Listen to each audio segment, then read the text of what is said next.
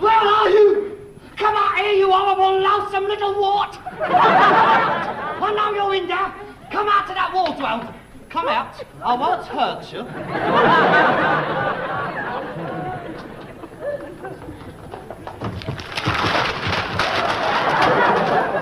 Put them back! You leave them alone! What? That's it! Come here! Come here! That's right, use violence. That's typical, that suits you, that does. That's the picture they ought to see. Local commissar, club in hand, arguing for votes. You're quite right. I'm sorry. I don't need cudgels to back up my beliefs. I should be able to demolish any one of your arguments by sheer intellectualism. That'll be the day. You see, I have a built-in advantage over you, whereas my beliefs are sincerely held, the result of years of deep thought, observation and rationalisation. Your particular brand of squalid, nasty, anti-social opinion is directly attributable to a basic desire to get right up my shonker. Yeah, get stuffed. Oh, hello. Oh, here's the public school coming out in him again. Now, don't you try and tell me why I think the way I do. I've been a Tory ever since I left school. At 8, wasn't it? I used to poke you up the chimneys, didn't I? No, they didn't. And I didn't leave school till I was 10. Oh, what beauty and joy. The richest empire the world has ever seen, benevolently bestowing its largesse on the flower of its youth. Compulsory education to the age of 10. The mind boggles. Really, I fail to understand why you chose this profession. I mean, surely, with the education like you've got behind you, it must have been a toss-up between the church, the army, or the Foreign Office. Oh, just think, you might have been our ambassador at the United Nations. We'd have been at war with a lot of them by now. Yeah, you make me sick, the lot of you. You want it all on a plate, don't you? You don't want to work for it. You want the government to do it all for you. You'd have somebody to blow your nose for you if you could. Well, you ain't done so bad out of us. You would have had a set of choppers if it hadn't been for my party. I'd still be cutting up your food for you. Oh, God, look at the stuff you've had out of us since 1948. And all for nothing. Blood, hair, bones, glasses, and a backside full of drugs. You'd have been dead years ago if it hadn't been for us. That is the only thing I've got against the Labour Party. Really, Father, I fail to understand people like you. You ain't got two halfpennies to scrub together and it goes running round shouting ends up the stock exchange. Well, let me tell you this, mate. If you let any of that lot in on our council, you need your brains tested. 5 minutes after they finish counting the votes, the rates will go up. You mark my words. Oh, really? If this is the level that the argument is going to descend to, I cannot be bothered. You don't like hearing the truth, do you? I would be grateful in future if you would refrain from sticking these ludicrous slogans all over the house. It's not usual to see vote Conservative plastered all over the Labour Party committee rooms.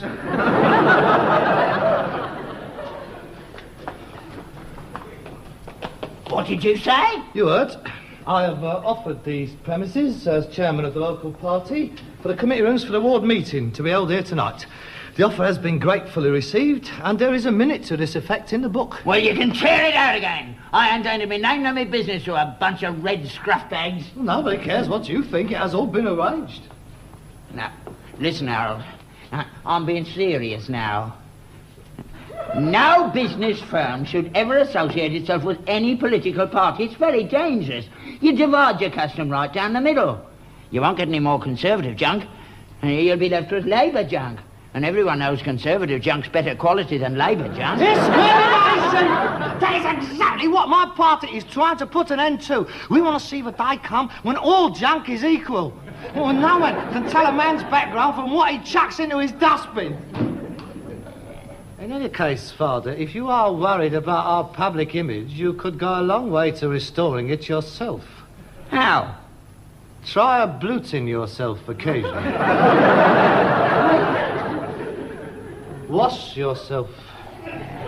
Look at your neck. It is disgusting. I washed my neck this morning. Well, take your muffler off next time. Now just loosen it and move it up and down. Teddy wouldn't like that, would he? He washes himself, don't he? Now, come on. I've a lot to do and very little time to do it in. Come on. I want this to be the best meeting we've ever had, the thing not to be missed. I've got political ambitions, Dad. I suddenly got the bug. Well, if they meet round here, they'll all have them. We haven't got them back again, have we? I had the sulphur candle on the go all last week. We can't have them sort of things jumping around in a ward meeting. It spelled political suicide for me. What are you talking about? I thought I made myself clear. Look, Dad, I can make my mark in politics. I know I can. See, the situation is wide open for a man of ideas and action going down and galvanise them. The agents noticed me. He was most impressed recently when I expounded my thoughts on Kashmir. Well, Gordon Bennett just don't know something about that. We've been collecting it for years. I'm talking about a country, not a bleeding pullover. Place. That's your lot again.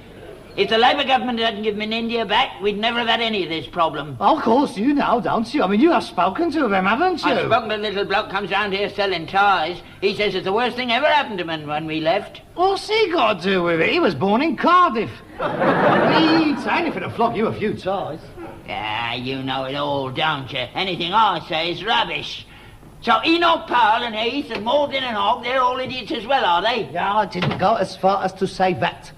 They are intelligent men. They are misguided. They've read the wrong books, that is all. Oh, well, that's them scrubbed out, isn't it? The minute the word goes round Westminster that Harold Steptoe's given them the thumbs down, they're out, they've had it. I bet old Heath's glad he plays the organ. He can always get a job in the Tower Ballroom, Blackpool. You are being sarcastic now, aren't you? Yeah, you make me sick, the lot here. Everybody's a Burke except you, ain't they? I've been listening to you for years. Chat, chat, chat, chat. Never done anything, just chat. Not at all. I have been biding my time. Fame achieved before 40 is often a transitory thing. You look at General de Gaulle. He didn't push himself. He just waited, as I have waited, sitting there in his uniform at Colombo des Desiglazes, till one day the call come, and he was off. Well, there's a bit of a difference between General de Gaulle and Corporal Steptoe. Hitler was a corporal, so was Napoleon. Look, mate, corporals may get on abroad, but they don't get on in this country. And why not? Because we is riddled with class discrimination. I've been trying to fight against that all my life. Why should not a rag and bone man attain to the highest office in the land? Well, if this land goes on the way it's going, we'll all be rag and bone men. When are you going to make this bid for power? Ah, well, now, you can't rush it, can you? I mean, I've made a start. I'm chairman of the local party. The next step is to get myself adopted as prospective candidate for the council. You on the council? Ah, that's a good idea. Ah, now I know what you're after. Well, you'll have my vote. You vote for me? You change your politics? Politics? Who's talking about politics? Don't try and kid me, mate. I'm your old man. I know what your game is. You on the council? All them demolition contracts, pulling down lampposts, tearing up tram tracks, and lead on roofs, and there's no end to it. We'll make a fortune. And if you can work your way onto the Ways and Means Committee and the town planning, you're made. Father, I think you misunderstand my motives. I couldn't be party to that sort of thing. All those kind of things is going to go out to tender. Oh, well, if you do that, mate, you'll get right up their noses. It's all, you scratch my back and I'll scratch yours. You get on the council, you're in.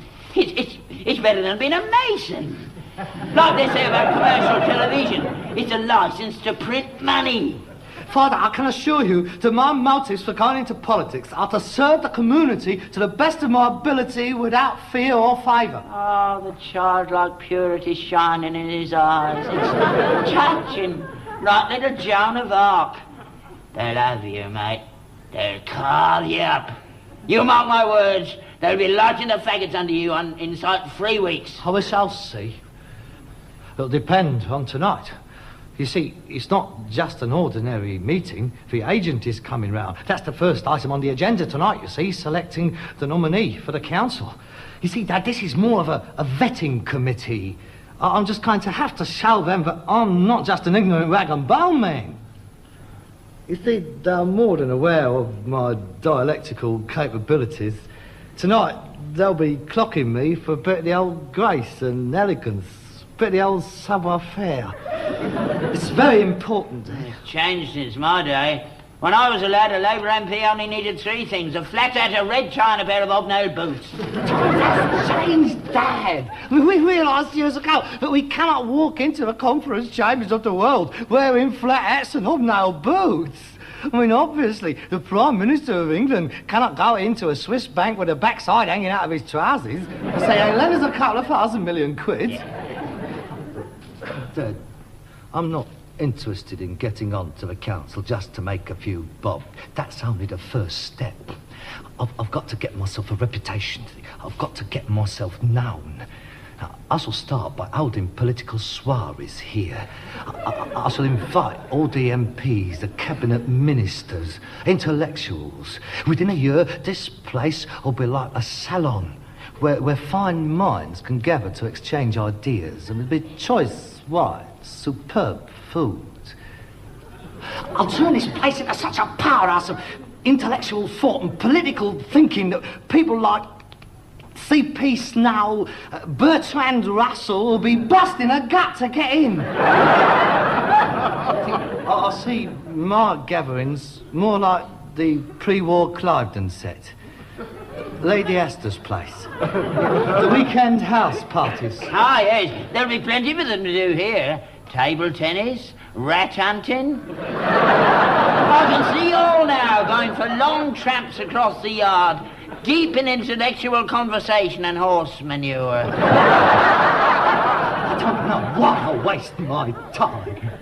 You'll never understand me, will you? You've got no vision, have you? You can't see any further than the end of your nose. You are a little man! You've got no vision! Shouldn't think there's a father and son in the country with less rapport than us. I'm going to get washed and changed. You might as well make up your mind to the fact that before the evening is over, I shall be candidate for the Ravensbury ward. More like a candidate for the psychiatric ward.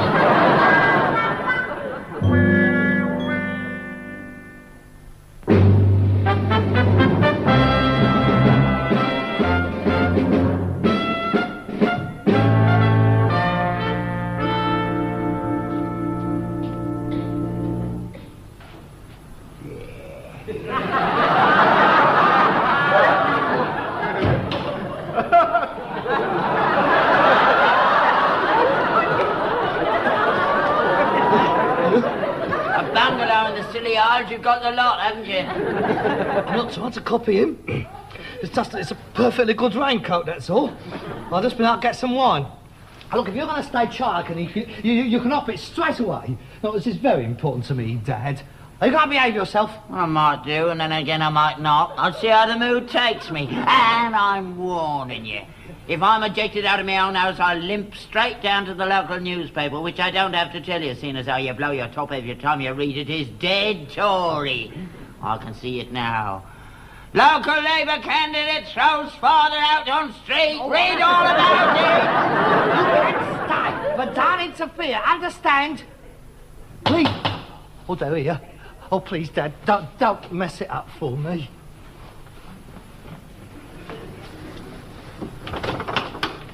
Good evening, comrade. Good evening, comrade. Do come straight in. Sit. Thank you. Mr. Comrade. Good evening, comrade. Comrade.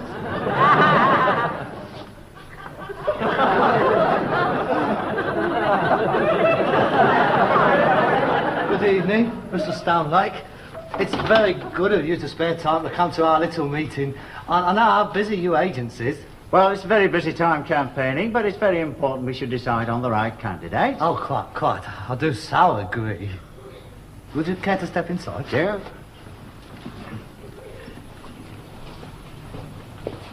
This is my father.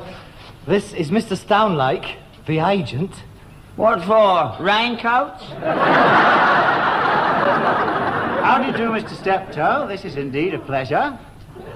No, I feel I should mention my father does not share our beliefs. Oh, well, everybody to his own point of view, eh? Wouldn't do for us all to think alike, eh? I may not agree with what you say, but will defend with my life your right to say it, eh, what? Oh, yes, I respect everybody's point of view. Why, some of my best friends are Tories. Yes, well, shall we begin? Oh, yes, indeed, I think we ought to get started. Oh, yes, of course. Please do sit down. Thank you.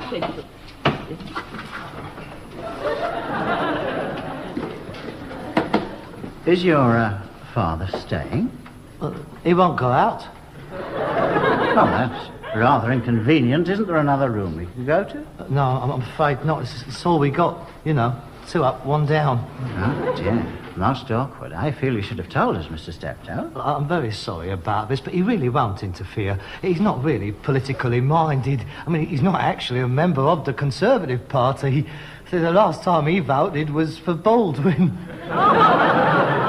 Well, we'll see how it goes. You just carry on. Conduct the meeting as you would normally, and I'll just sit here and observe, so to speak.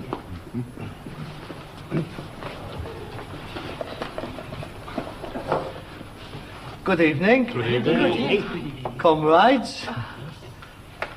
I declare the meeting open. Well, the first item on the agenda is the reading of the minutes of the last meeting. Do you have the minute book, Miss Frobisher? Oh, yes, of course, comrade. Minutes of the meeting of the Ravensbury Ward Committee on Thursday the 17th of September, held at number 32 Aldram Lane. Those present: Harold Steptoe, Chairman, Miss Karen Frobisher, Treasurer, and Mr. Arthur Biggs. Was that all? Just 3? Yes? Oh, well, you see, we usually has more, but there was that tummy trouble going round at the time, if you remember. And then again... Queen's Park Rangers was at home. Queen's Park Rangers had nothing to do with it! Will you kindly keep quiet? Well, to be perfectly frank, this is not a very active ward at the best of times. But it is one of my aims as chairman to reverse this trend and make this a truly dynamic ward. If anyone can do it, I'm sure our chairman, Comrade Steptoe can. Yes, I quite agree. All agreed on that, you agree? Yes, indeed. Yeah. I see. Carry on. Item 1, still. The minutes of the previous meeting was read and confirmed as a true record and duly signed. So the item 2 is resolution. Revolution? Resolutions! Oh, I thought you were getting the bombs out. Wouldn't you like to read a book or watch television or something? Oh, no, I'm all right. It's much funnier here. You carry on.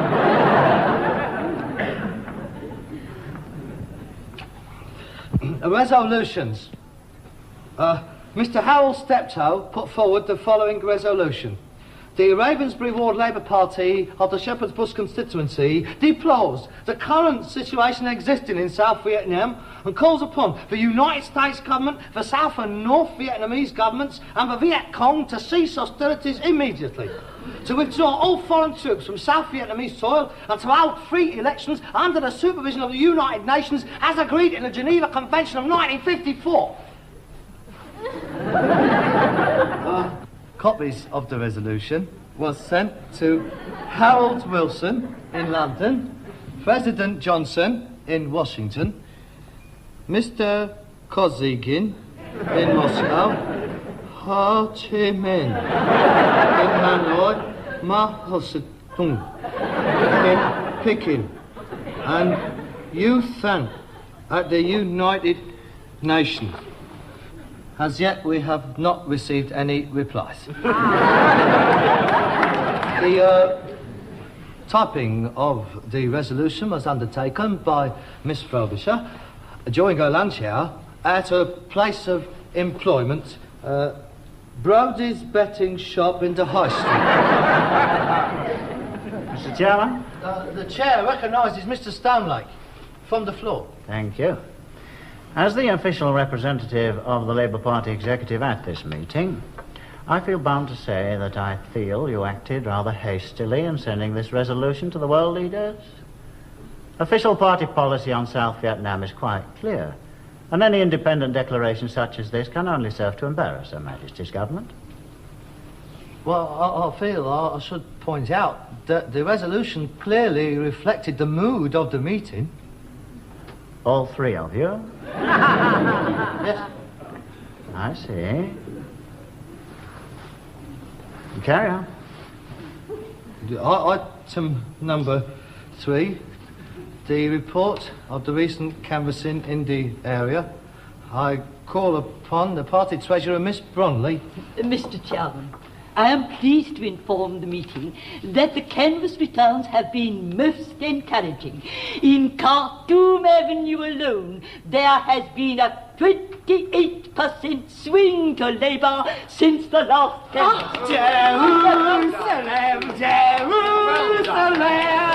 That is indeed most encouraging! A 28% swing! Well, if that trend is continued over the next election, we should get in by over 680 seats! That is remarkable! Very remarkable. There are only 630 seats to be contested. Oh, yes. Carry on. I feel we must all agree that these results from the ward do show the effectiveness of our campaign in the ward. I mean, after all, 28% swing. Yes, as a matter of interest, I have the Conservative canvass figures here. Here we are. Khartoum Avenue. A 27% swing to the Conservatives, and the Liberals report a 29.5 swing to them. Well, that's impossible.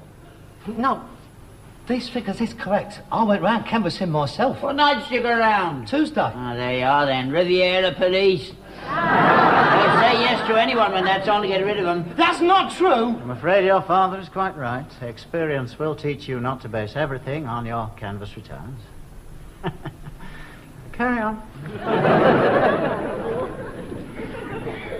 Item 4 on the agenda. The adoption of the candidate for the forthcoming council elections. I call upon you for nominations. I nominate our chairman, Harold Steptoe. I don't think we could choose a better man. His charm, his personality, his integrity, his keenness and ability are beyond question. Get in there, Harold. It's your birthday. Do you mind? I nominate Dr. Jeremy Stewart. Well, comrades, I'm very grateful for your confidence in me, and of course I'm very happy to accept the pardon? I nominate Dr. Jeremy Stewart.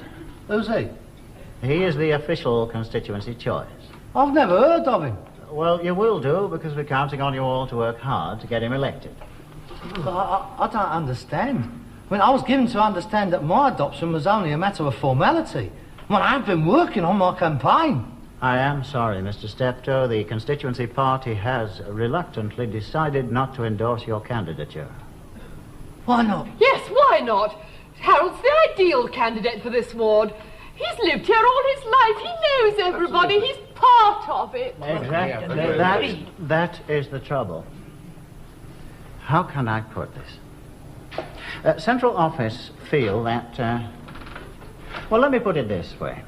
The population movement in the area indicates a growing middle-class electorate are moving into the Ravensbury ward, and we feel that the cloth cap image has tended to work against us in such areas. It is essential that our candidate should have, shall we say, a wider appeal than perhaps that which Mr. Steptoe might project. How dare you call my son a scruff bag? I didn't mean to infer. He's not good enough for you. You don't want a rag and bone man. I didn't say that. Please, Father. You stay out of this. I'm not going to have a toffee-nosed red poof coming into my house and How dare you? My only interest is in winning this seat for the Labour Party.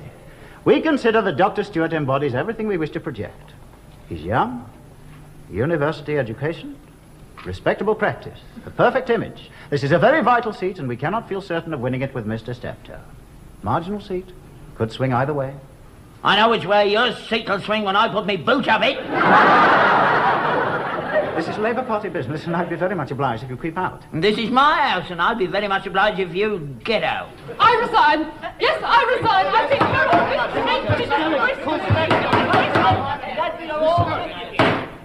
Sorry. Listen to me, please.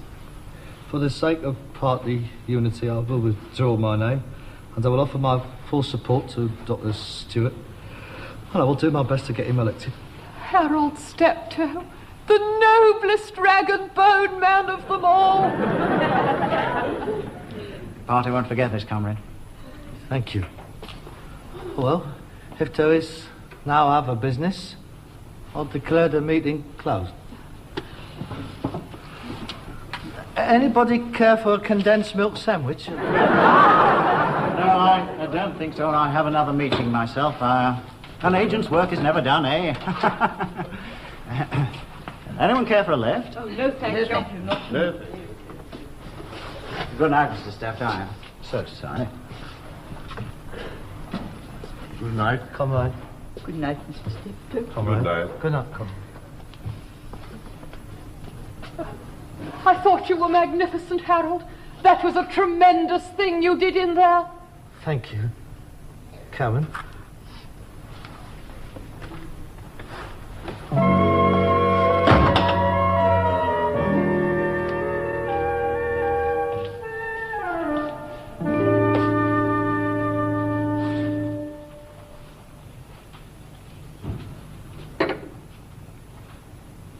What prize party politics now?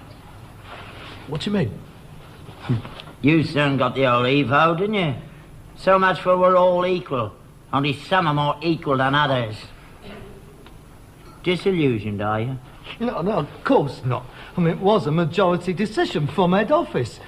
We must abide by it. Yeah, abide by. Oh, you don't understand, do you? It's not just a party, Dad. It's more a way of life. What a Oh, way you're of li- politically naive, you are. Me? How about you? He was against the bomb when Gates rules, and now he's all for it. We cannot walk naked into the conference chambers of the world. Well, why did he cancel the TSR2? Now, Macmillan cancelled it before we did, then he brought it back again, 2 years out of date. Yeah, what about the blue streak, then? What about the blue streak? Well, what about it? Well, what about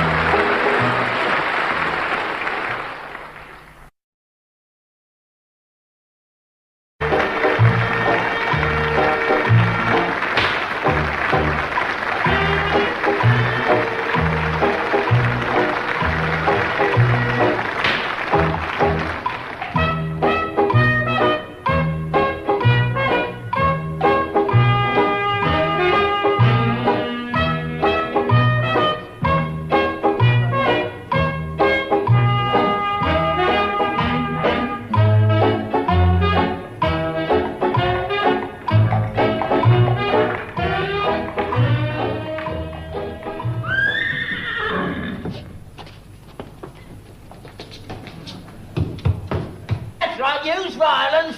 That's typical, that suture that does. That's the picture they ought to see. Local commissar, club in hand, arguing for votes. Not quite right. I'm sorry. I don't need cudgels to back up my beliefs. I should be able to demolish any one of your arguments by sheer intellectualism. That'll be the day. You see, I have a built-in advantage over you. Whereas my beliefs is sincerely held the result of years of deep thought, observation and rationalisation. Your particular brand of squalid, nasty, anti-social opinion is directly attributable to a basic Where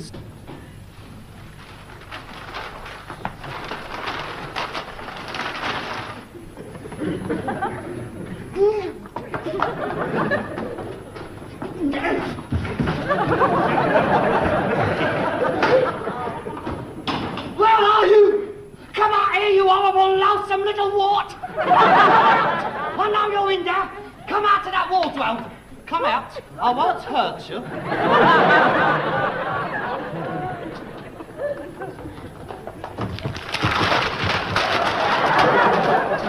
Put them back! You leave them alone! What? That's it! Come here! Come here! That's right!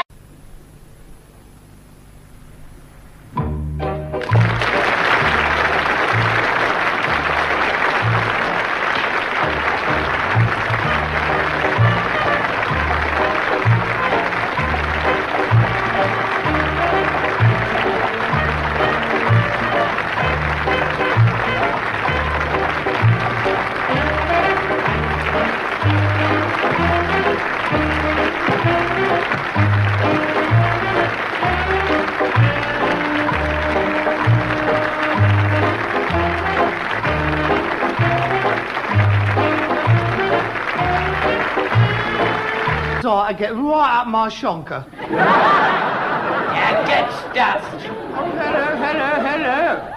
Oh, here's the public school coming out in him again. Now, don't you try and tell me why I think the way I do. I've been a Tory ever since I left school. At 8, wasn't it? I used to poke you up the chimneys, didn't I? No, they didn't. And I didn't leave school till I was 10. Oh, what beauty and joy. The richest empire the world has ever seen, benevolently bestowing its largesse on the flower of its youth. Compulsory education to the age of 10. The mind boggles. Really fun. I've heard to understand why you chose this profession. I mean, surely, with the education